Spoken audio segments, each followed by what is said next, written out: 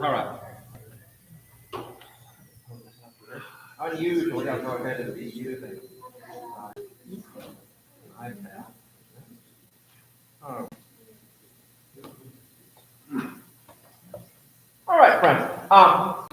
This is going to be a little bit, not that I haven't prepared for it, but this should be a little more interactive discussion based than we usually do here, because partly, A, it's Donut Day, and B, we're going to be starting a new series. We finished up our series on bioethics, so if you have any questions about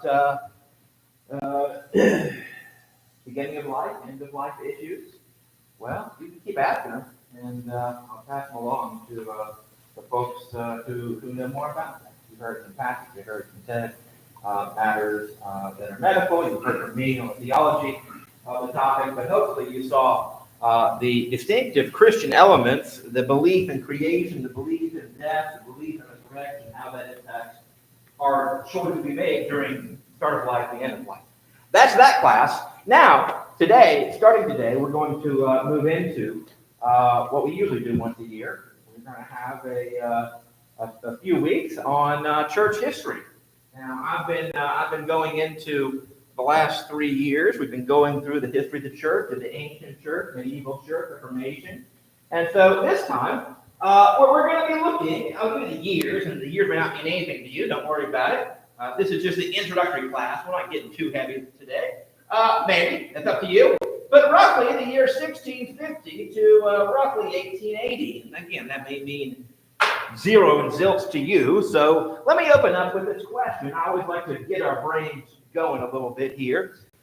And I will maybe put on my historian cap a little more so today than normal. But why should the church, why should Christians study history? Why study the past? Let me leave one last little opening comment.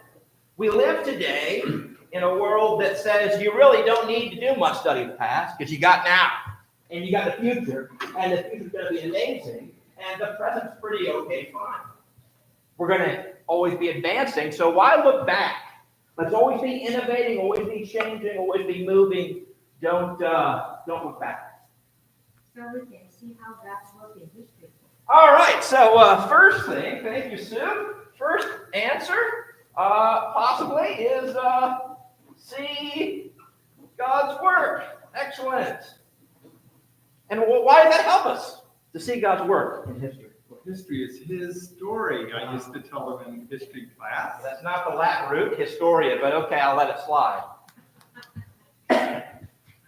Okay, history is his story. That's cute. I'll go with that. Right? So God's involved in all of history. Okay. So anything else? Biblically speaking, when we study the past, it helps us to interpret what happened later in the New Testament. Like if we study, so it helps in interpretation, the context of the historical context. Yeah. So it helps us look at the future even. And as you say, I think even more important point of what you mentioned there is that the Bible, the scriptures, are historical. Good. Very good. Philip? I would say that you study church history, as Solomon says, there's something new under the sun. They call it something different, but basically, if you look at the early church, all the cults that were then are still, to some extent, around now. And to understand how they dealt with it in the past helps us understand how to deal with it in the present. Okay, so great. Expected answer, right? So look at the past again to help us understand what to do today, right? See how Christians lived. Can I put it that way? Right, and dealt with wrong or bad or evil teaching. Okay, anything else? So we don't have to continue that. We don't have to reinvent the wheel. We don't have to reinvent the wheel. And we can keep from reinventing the bad wheels. Okay. Yeah, we live in a day really where people are reinventing the wheel on themselves every month, right? You can reinvent yourself. You move and you change. You're going to be a new person tomorrow. And studying history helps us to maybe avoid that. All right? Any other reasons? Your could so that you can know your position in this history. You don't like throw away the past and say, oh no, I am what I say is church, modern church, they try to throw away history. They read New Testament like they are early church. It just happened. It just happened as to early church. Yeah. And so the 2,000 years of history, there's nothing there. Yeah, well, no, there's not. I can get an immediate connection with Jesus right here. I don't need any of the past. Yeah, but Right. the Apostle Creed is so important. I mean, that creed has a history background, and we can still use it, but the church is totally blow that away. Well, but think about this. Think about this. Let's play the advocate of those people. If we believe that this is the Word of God, why do I need to study what some church tradition did 1,800 and many years ago? Because you see how the Bible affects the church through history. And how following a certain belief leads to this or that. And so, that can make that. Yeah, so you can actually, what we're circling around here is, can I put this, I think there's a very important virtue that we forget, which is humility. The great problem that you're pointing out, Sue, is that people think I can infallibly read this and interpret it myself. I don't need anybody else. I don't need somebody to tell me I have an immediate connection with God. I don't need to listen to any of y'all. And we can do it together ourselves better than all the bad people out there. Which gets me, I'm going to use this and cut to the chase here. We kind of circled around it. It sounds like y'all are dividing up history into good Christians and bad people. Good and bad people. How do you tell the difference? How do you tell the difference when you're looking at the past between the good people that you want to follow, right? The Christians, you talk about this, the Christians you want to follow, let's say, and the bad ones you don't want to follow.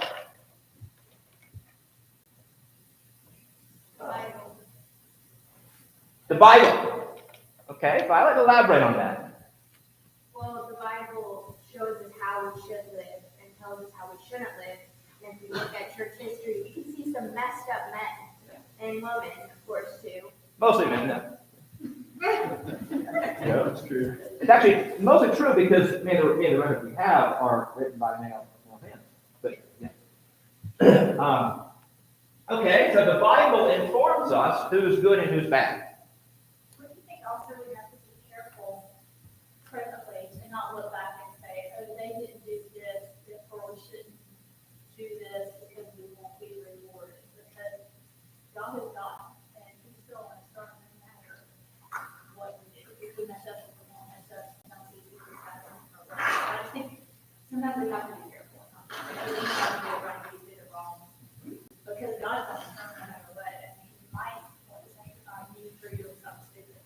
I don't know if I did it. Yes, certainly he does that for all of us. But I think you're on something there, Misty. Can we reliably sort history into goodies and baddies? And is that the purpose of the Christians, us, looking back at the past? I think we can see how God works is fine. Okay. If we believe it's good or the best. Because look at the Israelites and just fight them. See what God did despite, right? We see the flaws even in the best of saints. Okay. Other thoughts? Let me ask this question then. Do we value the truth? Should Christians value what is true? Yeah. Okay, I mean, could we say that as kind of a basic established yes, but yeah, I think that is given.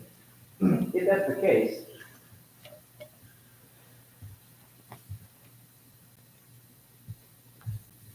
should we not study history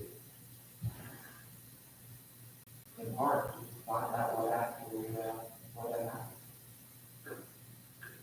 Whether it's good or bad, or whether we can learn, whether we can use it today. Because here's the deal, friends. We live in a day, I will put on my historian cap for 2 shakes of bunny's tail. We live in a day where people weaponize, and I use that term, they weaponize history on all sides. Left, right, center, up, down. So, for example, I'll throw a little grenade in here. The Founding Fathers. There's a debate currently, it's been around for a long time. How Christian were the Founding Fathers? How deistic were they? How non-Christian? And the fact is, if you answer the question one way, you're going to say a lot about this country. And if you answer it a different way, you're also going to say a lot about this country. And so there are folks who are pushed to say one thing or another. And the question is, are we going into the past? We're going to journey the past together the next 10 weeks. Okay, we're going to look at the past. And I want to set some expectations here. Are we going into the past already having it judged? Are we prejudging the past? Yes and no. What do you mean? As Christians, we should be looking into the past with Christian glasses on. Our blood should flow bitterly. We should be seeing it from a Christian worldview. That being said, history is full of nuance, and we need to be careful I haven't taught history for so many years, I'm trying just to shut up. But we not color just all one, this person or this famous person, this famous era, this famous what, they're all like that. There is it's a lot more nuanced and beautiful, actually. And maybe tragic and challenging and difficult. The stories in history are they're not made as weapons, usually. That's why we can make them into weapons. Yeah. I can take them and rip them out of where they were. So, for example, So we need to be careful. You can use it as a blessing or use it as a baggage. Yeah. To use that to accuse people, to gaslighting people, to get what you want. Yeah. Well, and that's how many people use it, and that's why I'm saying I'm not gonna. I'll let you do it. You can do it your own all you want. We already do it. For example, just throw another little grenade in here and then scatter, leave. I have really good teachers do that, I suppose.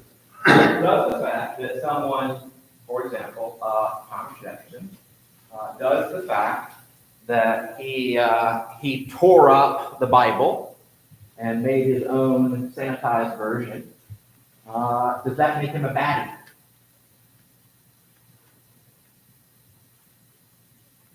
Or is he someone that we should study and So my nuance is that not every person that makes bad decisions in every area of their lives and every time in their lives. There again, it's much more nuanced than, oh, wow, they made a really bad decision back there. They're a bad person. Thomas Jefferson is a much more complex person than we usually give him credit for. And we're going to look briefly, we're going to look a little bit at that whole scenario in this class. Let me ask this question. How do you want your grandkids to view you? Because you'll be history to them, by the way, when they're around. If you have grandkids, you may not, right? But how do you want the generations, let's be vague here, how do you want people 100 years from now? Because they'll think you're dumb. They'll think I'm dumb. There are views that you and I hold that your grandkids will think are foolish, just as there are views that your grandparents held, that you think are old-fashioned and bogey and foolish. How do you want people my point is this. We ought to extend some level of historical charity to folks that we look at in the past, just as we would ask that from people who are looking, if they could look at your life. I mean, and by the way, with the internet, they'll be able to look at a lot of things. If it's still around. How do you want them to go through your text?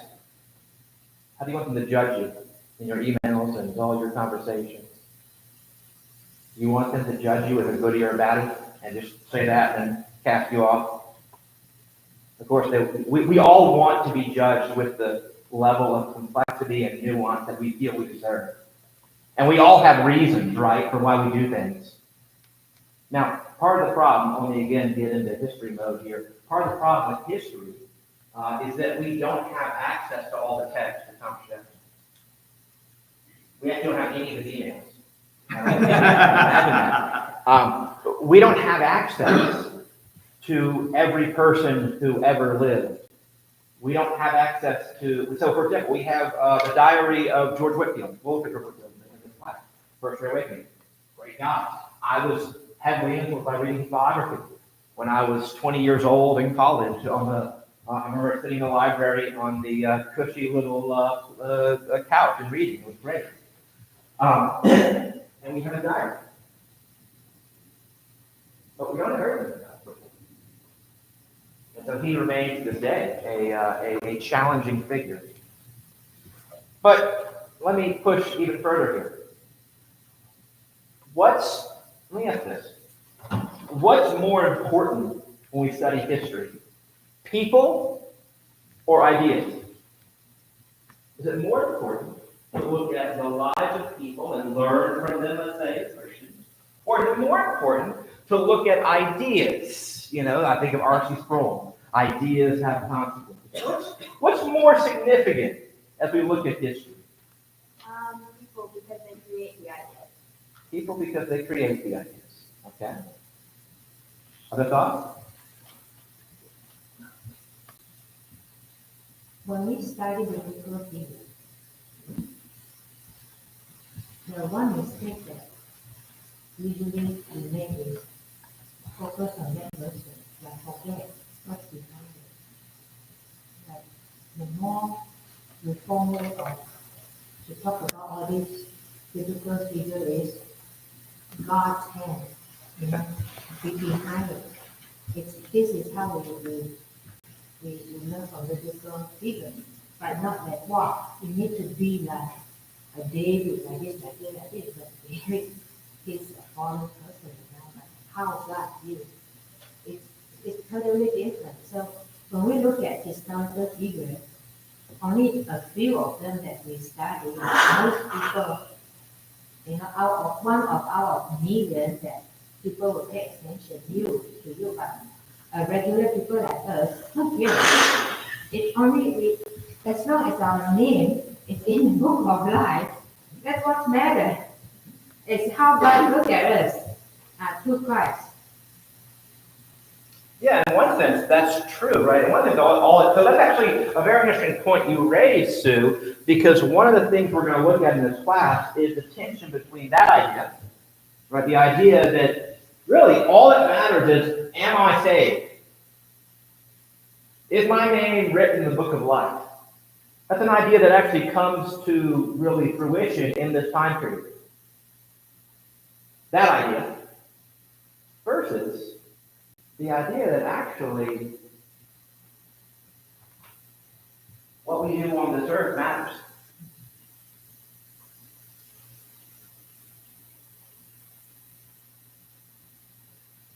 And this is, of course, a live question for you as a Christian. Is the only important question, do you confess Jesus Christ with your mouth and believe upon him in your heart? And you shall be saved. Is that the only question the Bible asks us to consider? Or is the Bible itself, as a part of history across centuries, across different languages, different cultures, are we to look even at those cultures, as we're going to look at different cultures in this class, and ask ourselves, Who were the people there? What ideas influenced them? What shaped them as human beings? You see, I'm going to push you, and I think we can handle it. I'm going to push us in this class to not just divide people into goodies and baddies. You can tell I'm already kind of pushing at that idea. Because that's the gut reaction that we have. That's one of the reasons why people want to weaponize history today and say, were the founding fathers Christian or not, and here's the project that they were, here's the one that they weren't. And you can divvy it up on your politics or your view of America or whatever. In other words, you prejudge them. C.S. Lewis called that view chronological snobbery. The idea that we can demean people who have gone before.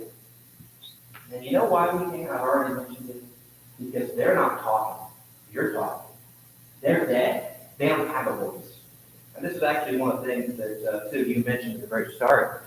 The church today denies the dead a voice. The church today denies the giants who have gone before us a voice. And we think we're the spiritual giants today. The church today says, I believe in the inspiration of Scripture. I believe the Spirit illumines my mind to see things, and therefore I do not need anybody else. And it's funny, of course, because it's not just church today. We'll look at in this class, and I keep saying that because I am prepping the ground here. We'll look at people back in the day who thought that. People back in the day. In fact, back in the day when the Presbyterians were as in charge as they ever have been, there were plenty of people who were thinking and saying, I don't need those wacko Presbyterians. I got plenty of knowledge from God. He speaks to me on his own, and he shows me how life's going to go. And so it has been a constant tendency to want to ignore history, want to weaponize it, or let me push here, or to assume that it's only about individuals. The last thing I'll say, and then I'll give some groundwork for our course. The last thing I'll say is to ask this question. What is more important? The group, the institution, or the individual? In history, what's more important? The many or the one? The quick answer, Bill, I love it. Why the many? Because individuals did not last very long. Individuals die. Great. Movements endure. American democracy is more important than Franklin Delano Roosevelt or George Washington or Abraham Lincoln. Let us say, according to that view. Who wants to get the opposite view? Who's bold enough to say, no, individuals matter. Great people change things.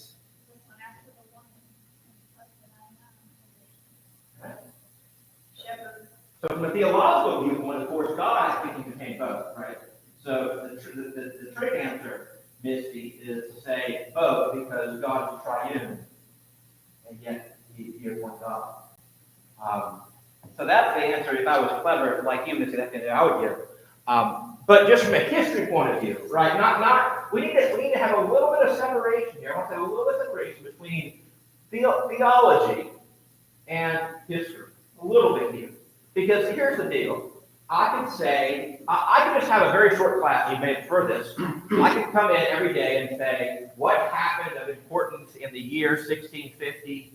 God did things, class over, done. I can do that every week. I can do that every single week and say, God worked in history.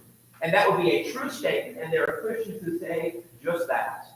But here's the point. That actually explains very little about the world. I'm not saying it's right. It's right. It's absolutely correct.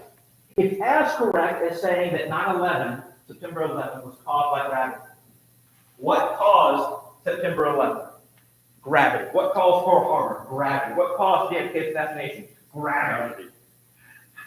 All true, all absolutely true statements. And now we can go with. And right. But in terms of explaining why they happen, virtually unhealthy. So I want to all, I think we all have, and that's why I'm not going to also spend a lot of time in it. I think everybody here has in the back of their mind the idea that God is at work in history. Yes, He is. 1,000%. That is the core. But if you just stay at the core, you're not going to grow actually as a human being. You're not going to grow as a human being able to understand different people. One of the reasons why I think studying history is important, I'll give you one of my reasons, is to quote an old historian, the past is a foreign country. They do things differently there. Do you know you can travel abroad by just reading about history? You can travel, so you don't need a passport. It's easy. You can travel to a foreign country.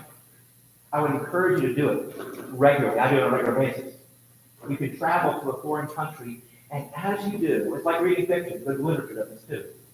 It actually increases your ability to understand people who are not like you. And if you want to know what the church is not just people who are like you. We have a crisis today where church is for people who are just like me. My age, my social class, my personal affiliation, my music choice, my dress sense. I mean, obviously, you know, that's clear for me. It's not the case. But, my personal likes and dislikes. I need church to be just like me, and God says, no, it's not. 1,000%, it's not that way. And one of the ways we grow in understanding that truth is to study history. So, I know I've covered a lot of ground here in some ways. It's been a short time. I know donuts are really, really ripening downstairs, and donuts don't ripen. But let me cut to the chase and tell you what we're going to do in the class, okay? Count to 4, all right? This is what we're going to do in this class.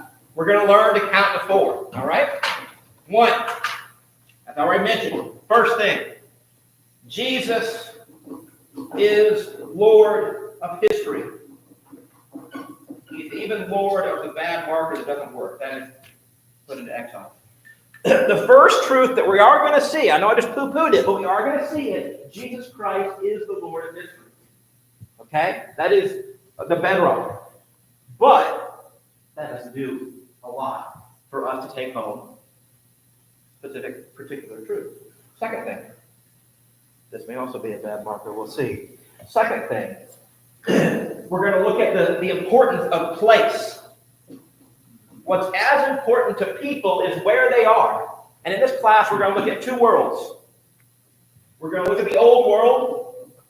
We're going to look at the new world. We're going to look at Europe. We're going to look at the new world, America. I don't have time to get into, we'll touch on colonialism in Africa and Asia. We'll touch on those areas, but by the nature of the course and the fact that I'm in charge, we're going to look simply at the old and new world.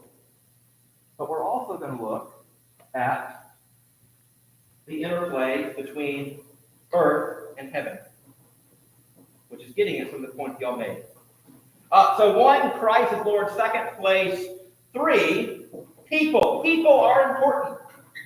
Place is important. Individuals, I know Philip said what he said, and he has some right there. He's wrong with me. But people are also important.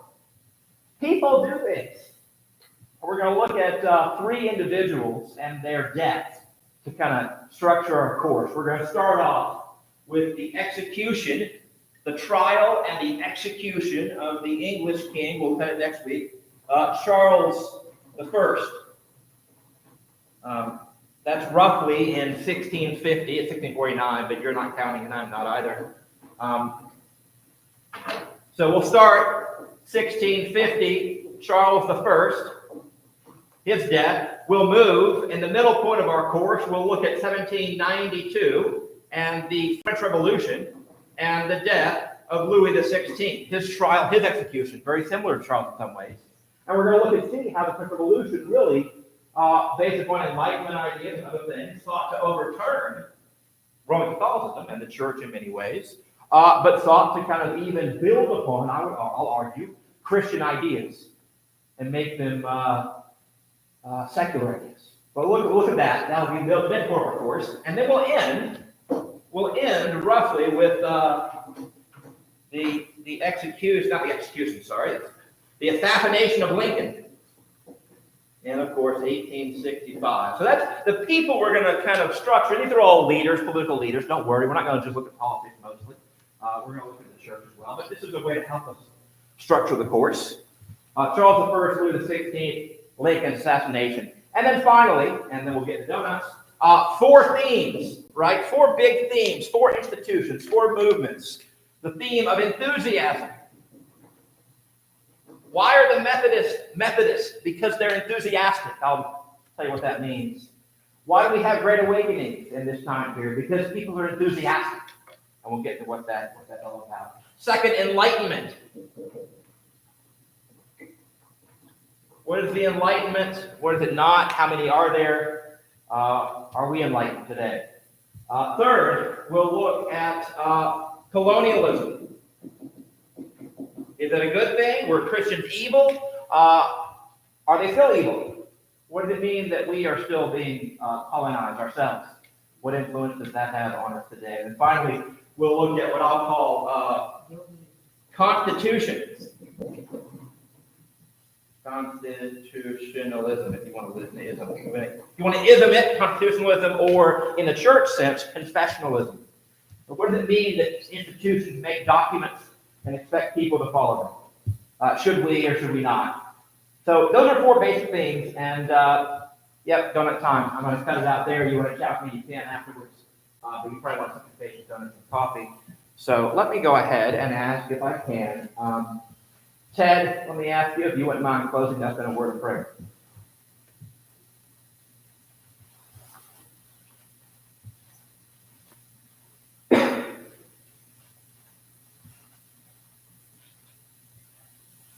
Lord, thank you for loving us. Thank you for the Bible, that it is the same from the time it was in Jesus, who is the Word, all the way through. We can count on you, and thank you for the New Testament, the Old Testament, which is a book where you tell us about yourself, and we thank you for that. Help us also to learn what you have us to learn from history so that we can live a life that will glorify you each and every day. Thank you for the donuts, and bless those who are body, and to help us to learn from the Word even this morning in Jesus' name. Amen. Thank you.